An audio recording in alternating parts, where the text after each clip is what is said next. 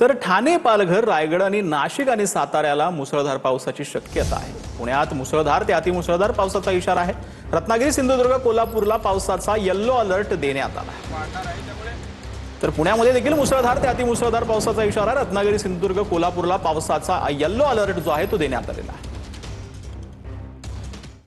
तर आता बातमी आहे बदलापूरमधून। बदलापुरातील कात्रपमध्ये साळीवर झाड कोसळले। झाड कोसळल्याने 7 ते 8 घरांचं नुकसान झाले। लहान मुलांसह 6 ते 7 जणांना सुखरूप बाहेर काढण्यात आलेलं आहे। बदलापूरमधली ही दृश्य आपण पाहतो आहोत। बदलापुरातील कात्रप चाळीवरती झाड कोसळले, यामध्ये 7 ते 8 घरांचं नुकसान झालेलं आहे आणि यावेळेला जे लोक अडकलेली होती त्या 7 ते 8 जणांना देखील बाहेर काढण्यात आलं।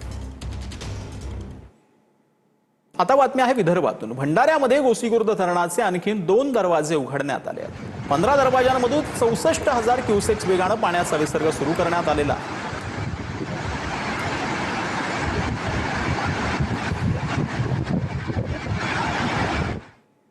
तर पंढरपूरच्या वाखरीमध्ये माऊलींच्या पालखीचं अखेरचं गोल रिंगण पार पडलं। वाखरीत बाजीराव विहीर येथे रिंगण सोहळा पार पडलेला आहे। माऊलींचा रिंगण सोहळा पाहण्यासाठी वाखरीमध्ये लाखोंच्या संख्येने भाविक जे आहेत ते दाखल झालेले होते।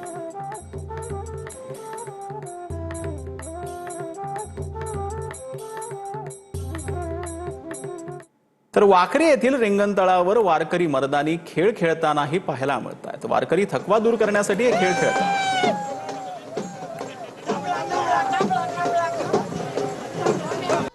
याचा आढावा घेतला आमच्या प्रतिनिधींनी।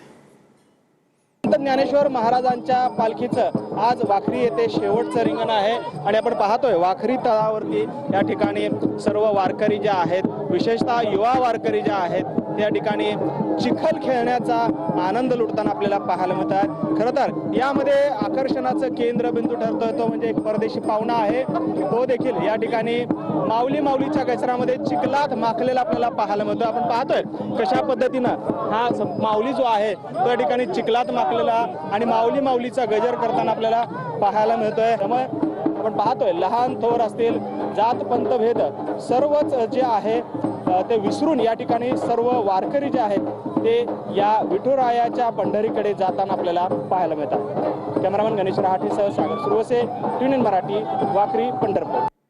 आषाढी वारीसाठी आलेल्या भाविकांची एखाद्या घरात किंवा मठात राहण्याची व्यवस्था करणं स्थानिकांची पिढ्यानपिढ्याची परंपरा आहे। 2-2 पिढ्यांपासून अनेक वारकरी दरवर्षी त्याच घरात त्याच मठात मुक्काम करतात। पंढरपूर कॉरिडॉर प्रकल्पामुळे मंदिर परिसरातील अनेक घरं आणि मठ पाडले जाणार असल्याने यंदाची आषाढी अनेकांसाठी या वास्तूतील शेवटची ठरलेली आहे।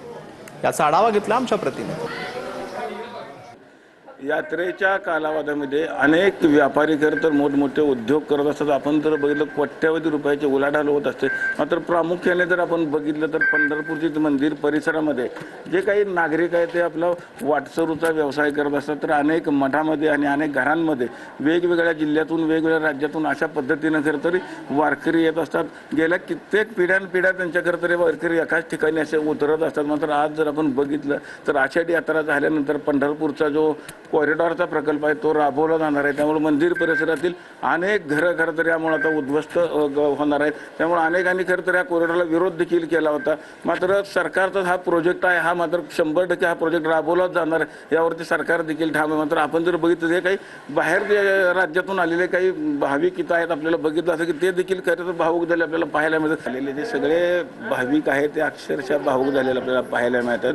आणि आषाढी यात्रा झाल्यानंतर हा मठ खरं तर पाडला जाणार आहे। त्यामुळे पुढच्या वर्षी कुठल्या मठामध्ये यायचं हाच सगळा प्रश्न खरं तर या भाविकांना पडलेला आपल्याला पाहायला मिळतो। यासाठी सगळे भाविक अक्षरशः घाय मुकळून रडत आहेत। पंढरपुरातून कॅमेरामॅन विनोद सर, रवी लवेकर, TV9 मराठी।